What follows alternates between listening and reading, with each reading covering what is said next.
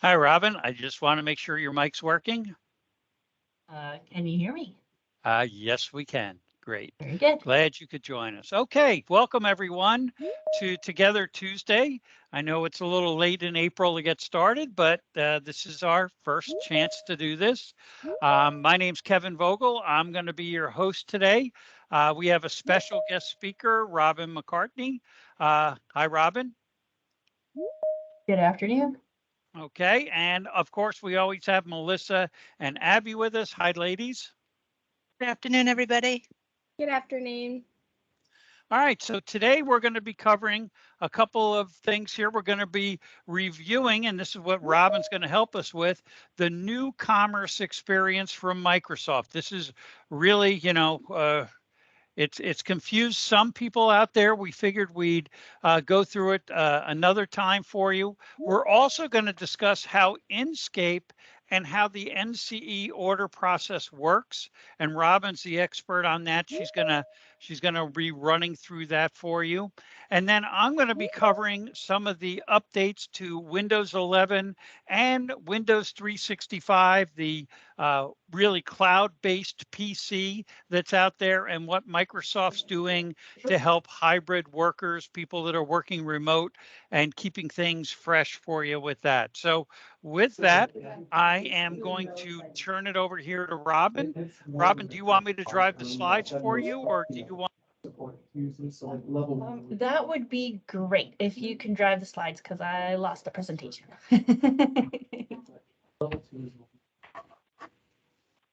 So thank you everyone for joining. And yes, new commerce experience. I just wanted to touch over, what is it? What is the new commerce experience? Well, it's something that came out in 2019. So not so new, but Microsoft's still calling it new commerce experience. The products that were being sold through the NCE have been the Azure plan, Azure reserved instances, software, perpetual software, and Azure Marketplace. So if you've been transacting those products through us, you're already been using the NCE without even knowing it, right? But now in 2022, Microsoft is transitioning the Microsoft 365 or Office 365, basically those seat-based products to the new commerce experience. Next slide. So key dates to know. So March 10th, that's in the past, but I wanted to put it out here. All new subscriptions must be transacted through the NCE. So if you're a customer of ours right now and you're in Inscape and you need a new product that you don't have on your list, maybe Visio, right? Something that, not everybody has, but you might need it in, now today, if you were to log in and go to the shop license experience, you would find Visio with a flag on it saying new commerce experience. So you can have a mix. You can have subscriptions that were purchased prior to March 10th and subscriptions from March 10th and forward in the NCE. It's okay. You can have both types of products. July 1st is our future date that we're working or running towards right now. And before the flip of the calendar into July 1st, we want clients to reach out to us. We're going to reach out to you as well to discuss transitioning those existing subscriptions into the new commerce experience. So the historical subscriptions, they had a 12-month price protection on it, and they would auto renew. Well, if you have a subscription with an auto renew date of July 1st and later, we have to transition it to the new commerce experience. Microsoft will not allow that license to the subscription to live on in the legacy model. So on this slide, we talk about the key dates, and I kept this up here with this new pricing. This is something that's already happened effective March 1st. Microsoft announced back in August 19th of 2021 that they were increasing the price for 6 products, specifically, the list there shows you what the price was. This is list price and what it is, going to. So E1, for example, is going up to $10 and it was $8. So there's a link there that you can go to the Microsoft blog and read, they have a whole page about the evolution of these products, the added value that they've given to these products. We have the pricing there. So when your subscriptions renew, they will reset to these new prices, but you price protected until your subscription that you're currently in renews. Okay. Thank you. So question is, how do I know when my subscription terms renew? So if you're in Inscape and you're looking at your list of licenses on that license dashboard page, on the right-hand side, as circled in red, you'll see a status. And it'll tell you, it'll say auto renew, and it'll have a date. This image is a little old, so the top one there says it's going to auto renew on March 14th, 2022. So by now it's already auto renew. And that's a legacy subscription. It's before July 1st, so it did auto renew.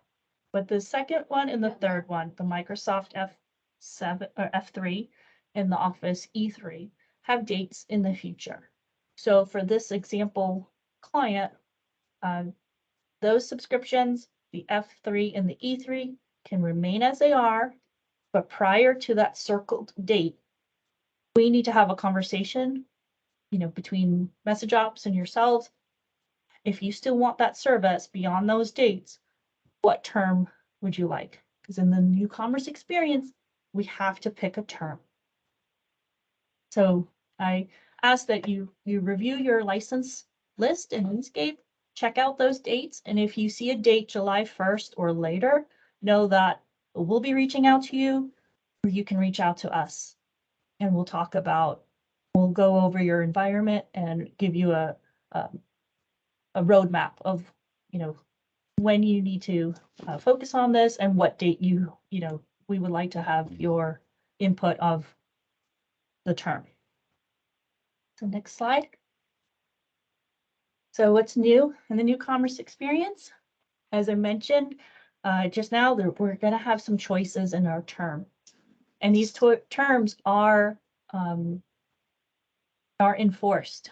So when you're transacting a subscription or a license, you'll have to make a decision whether you want that license for a month, like a monthly basis, a true monthly basis, or if you're willing to commit to an annual basis. So paying for, that license for 12 months.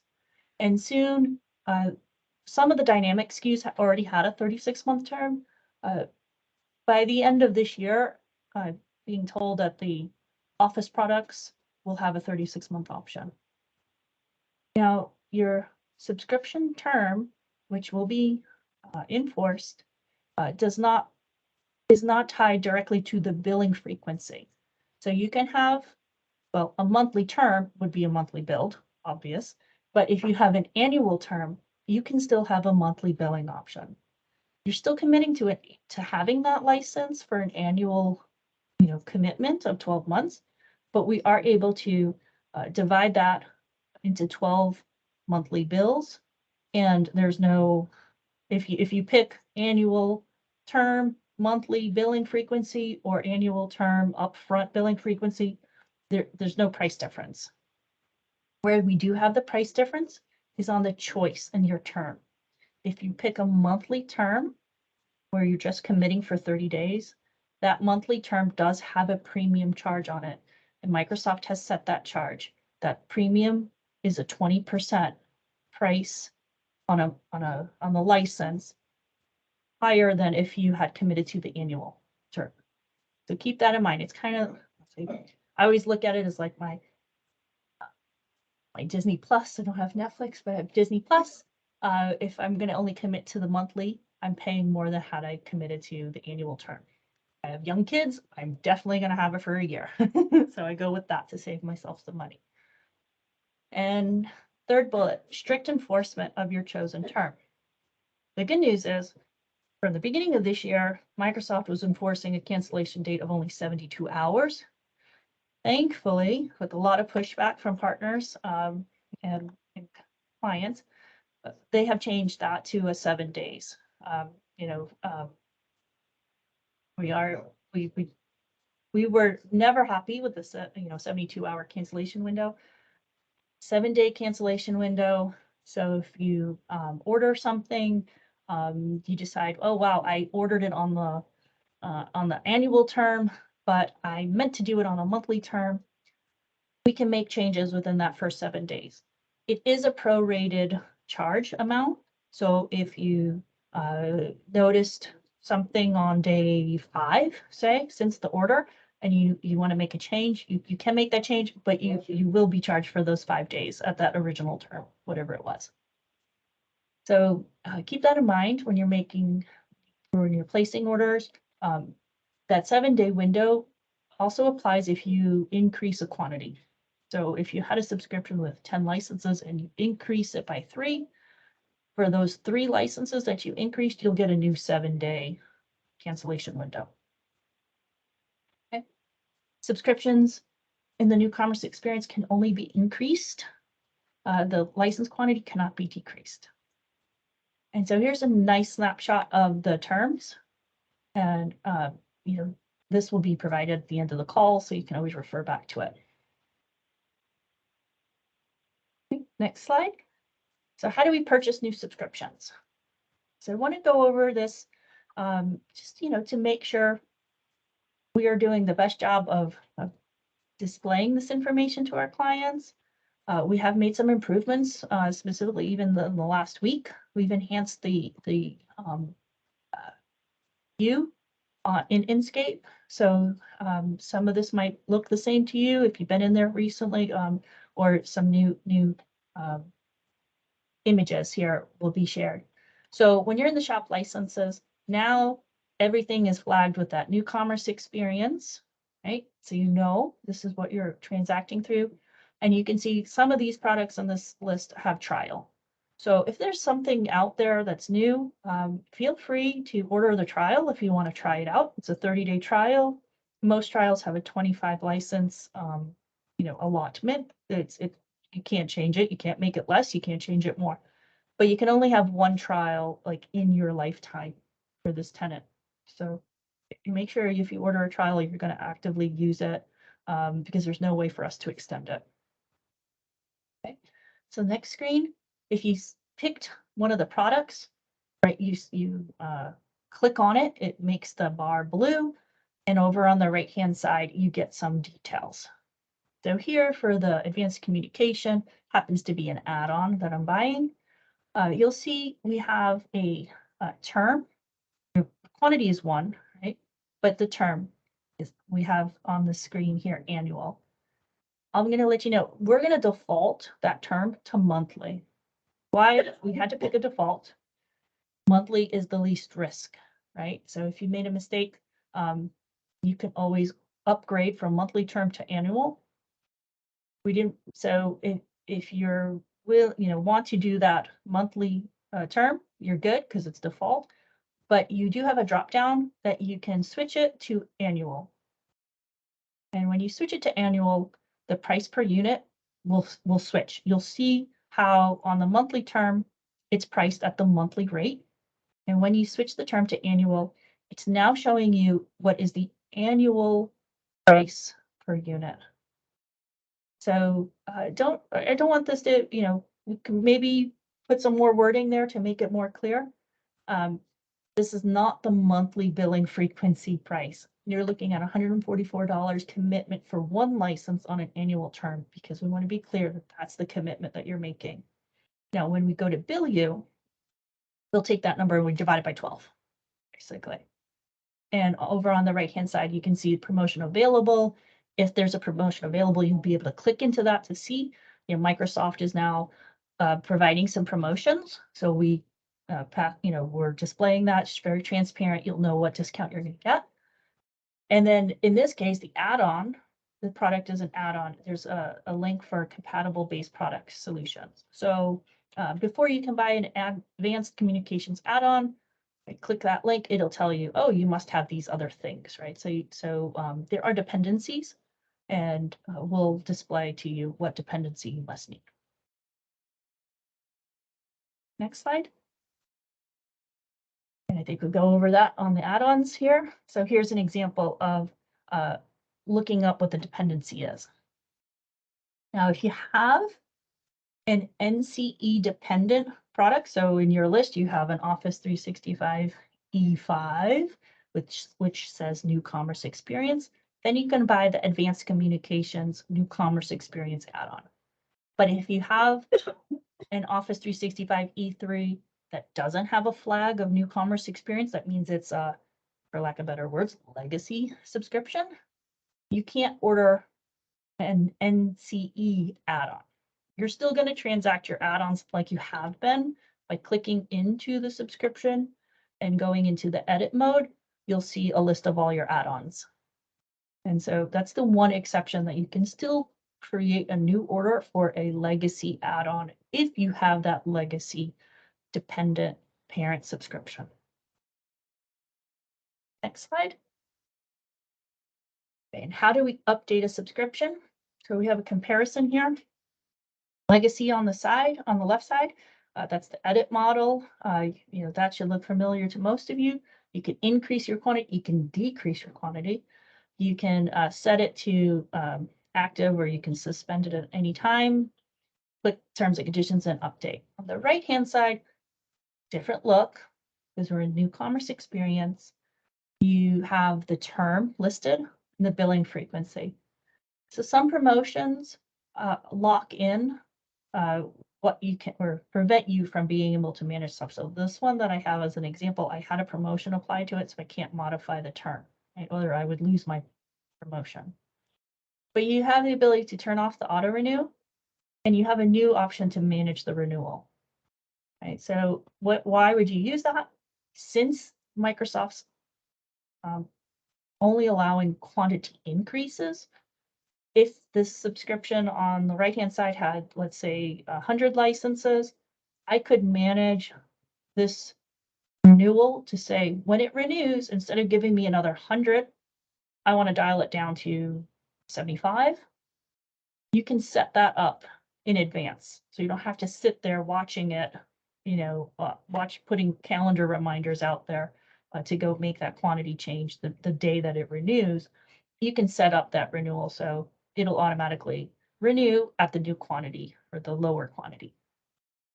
And a new function that we have is the upgrade now, option here. So if you wanted to go, there's not many upgrades from a Microsoft 365 E3 to go to, but if you wanted to upgrade to the Microsoft 365 E5, which is an approved Microsoft upgrade path, you can do that now, clicking that upgrade now button. And that's one way that, if you had locked in quantity on a term of annual on the E3, you will not be penalized to take a portion of that quantity and upgrade it to the E5. So consider that when you're looking at your environment and what you're willing to commit to. If you want to move up, Microsoft will let you upgrade. Next slide. And here some just retouching on what can you do in the New Commerce Experience. You can increase your quantity. You can decrease the quantity only within that cancellation window, which is the 7 days of the order, time of order. You can change the auto renew. You can cancel the license within 7 days of the order, and you can change the billing term and billing frequency only, for subscriptions without promotions. You can change the billing term in an upgrade type manner. So you can go from monthly term to an annual term, or annual term to a 36-month term. You can't go backwards though. You can't take an annual term and change it down to monthly. Hey, Robin, it looks like we have a question for you here in the chat. Albert wants to know what happens with a license that was used for a terminated user and it is no longer needed. So if you unlicense the user, that unlicensed unused license goes back to your pool. of licenses available, and you'll be able to reallocate that license to a new, a different user if you wish. You'd only be able to reduce the quantity if it was within that 7-day cancellation window. And what we have on screen is how that would look, right? So if you are within a cancellation window, you'll see a view licenses to reduce option on screen. If you click on it, it will tell you how many licenses you can change and by the date. So again, this is an old image, but we had quantity of 4, and I was clicking on, I wanted to change it. It's telling me, Inscape's letting me know I can modify 1 seat down by, January 10th at 10:20 a.m. And then I had 2 more licenses that I could reduce if I did it before January 10th at 4:14 p.m. So depending on when you made the acquisition of that license quantity, you might be able to reduce it. Otherwise, if you just unassign it from that user, it goes into your pool and you can reallocate it to another user.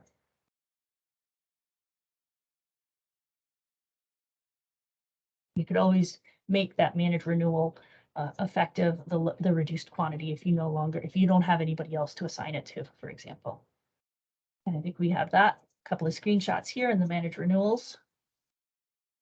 So what are your options? You're going to be able to change. So the little pop-out comes out when you click on the manage renewal link. So you can change the current Microsoft 365 E3 SKU to an E5 SKU, for example, or change the quantity from, well, a quantity of 1 doesn't really, you can change it up, I guess, but most people are probably going to change it down, maybe on the renewal. And then you can change the term on the renewal or the billing frequency on the renewal. And as you select your new choices, the update price will reflect based on the choices you've made.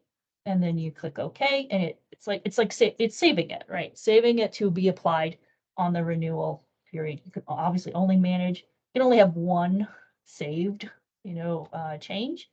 So if you go back in and you want to, make a change, just make it before your renewal date triggers. You can modify it and hit OK, and then that becomes the new record to change it for during the renewal. Okay. And that was my NCE review. So any other questions that come in, Melissa will reach out to me and we'll respond, after this call for NCE questions. Thank you, everyone.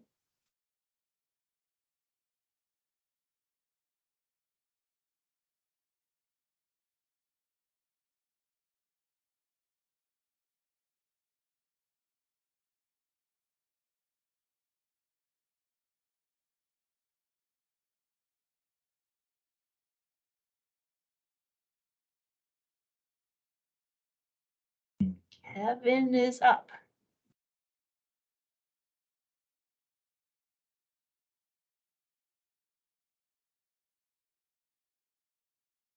Kevin, you're on mute.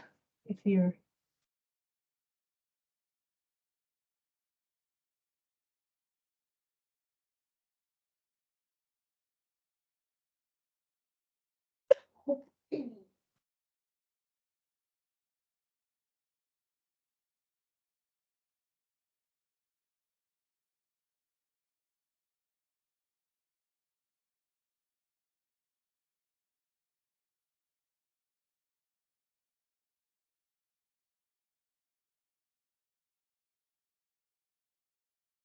might be having some audio difficulty.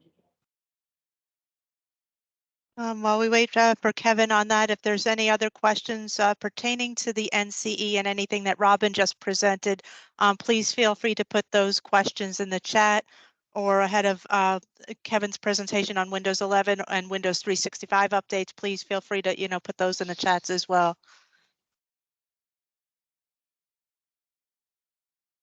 Thank you, Melissa.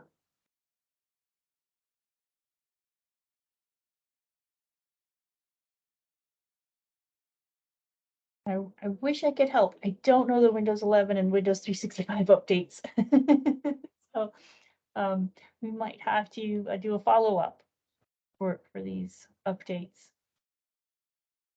I think, have a licensing question in and around Windows 11. I think Aaron had that. Aaron, if you wanted to put that question in the chat, perhaps that's something Robin can assist with. If not, once Kevin's up and running, he should be able to assist.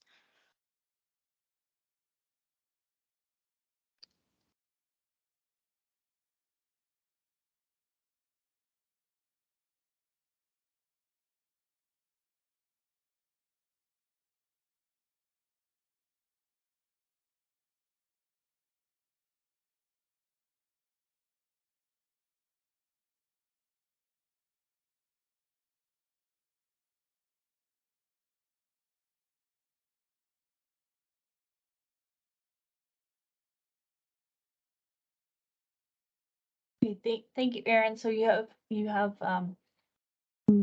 volume licenses, and what are you going to do with those volume licenses for in the future? So there are Windows 11 licenses available through the Cloud Solution Provider program.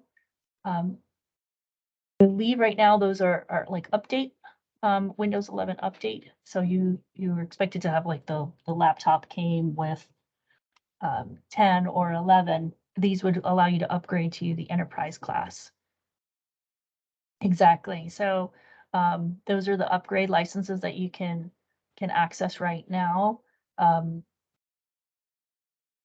will have to check if we have another source of Windows 11 through the Cloud Solution Provider program. Something I'll touch on is as of January 1st, if you were acquiring perpetual licenses through the Volume License Center, you can no longer, they're not able to be sourced through that model anymore. So we have transitioned several companies to purchase those perpetual licenses through our CSP program. They are the same type of license, like perpetual one-time charge, and you can deploy them. You have you retain ownership of that license, in perpetuity. As long as the product is supported, you'll be able to get upgrades and service upgrades. But acquiring the downloads and the license keys will no longer be in the Volume License Center. It's actually going to be in the Microsoft 365 Admin Center. So I will take, Aaron, your specific use case and see if we can figure out which license you need, because the Windows 11 is an upgrade license to go from Pro from home to enterprise, I think is what it goes to. But Kevin is more the expert on that, and I will definitely need to reach out to him.